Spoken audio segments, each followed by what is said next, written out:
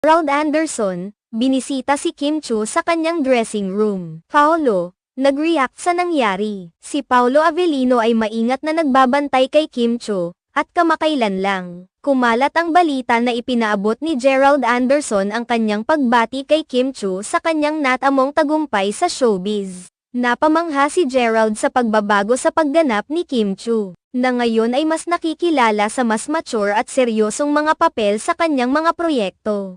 Ayon kay Gerald, malayo na ang narating ngayon ni Kim kumpara sa dating panahon. Isang makeup artist ang nagpahayag na personal na bumisita si Gerald sa dressing room ni Kim para batiin ito at ipahayag ang kanyang kasiyahan sa mga nagawa niya. Ngunit mukhang may mga agam-agam si Paolo Avellino sa patuloy na pagpapakita ng atensyon kay Kim Chiu. Tilad ba ito ng paggamit ng kasikatan ni Kim para sa sariling interes o may iba pang mga dahilan? Ito ang ilan sa mga tanong na umiikot